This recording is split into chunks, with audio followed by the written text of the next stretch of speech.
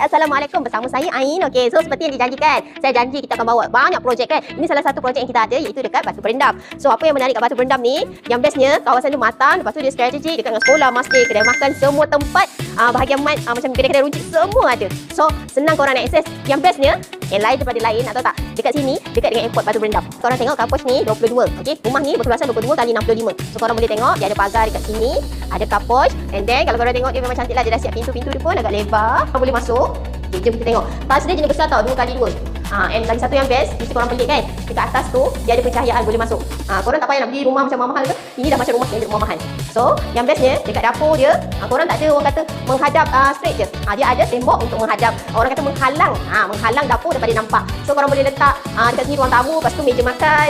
Lepas tu kalau korang nak tengok bilik tak, okay, kita pergi bilik dulu sebelum pergi dapur. Okay, yang ni bilik pertama. Okay, kalau korang tengok bilik pertama kat belakang ni, dia jenis apa tu, tingkap dia besar lah. So memang cahaya luar tu boleh nampak. So korang tak payah nak reno dah apa. So tempat ni boleh letak katil queen, katil king, katil apa saja pun boleh, tak ada masalah. Lepas tu kat sini dia ada toilet. Toilet dia dah fully tiles tau. Toilet dia pun besar. Okay, macam mana yang korang tengok, itu yang korang akan dapat. Okay, jom kita pergi bilik nombor 2. Okay, yang ni bilik nombor 2. Dia loteng dia tinggi tau.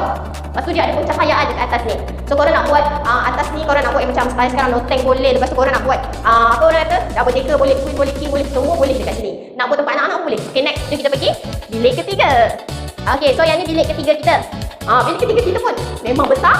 And then yang best juga, rumah ni dia setiap bilik dia ada cahaya. Kalau korang tengok tu cahaya, ada tingkap dia.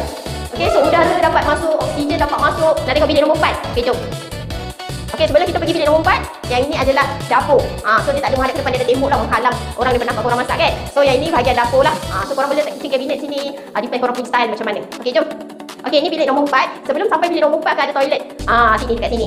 Toilet sama juga, fully tiles, so dia dekat ada 2 toilet dekat sini. Okay, jom.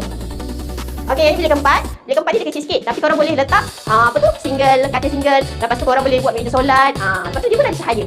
So bolehlah korang ada oksigen. Orang kata masuk je rumah tu rasa macam ada nur macam tu.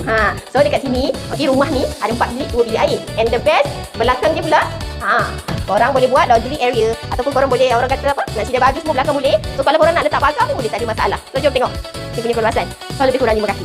Okey? Okey, jom. Korang nak tahu tak apa yang best rumah ni? Dia ada package special promotion tau. Banyak customer-customer kesayangan saya nak bagi semua free. Lawyer free, semua benda free lah. So kalau korang nak tahu lebih lanjut, okey, nanti kita tekan tepi lah. Harga dia bermula daripada berapa?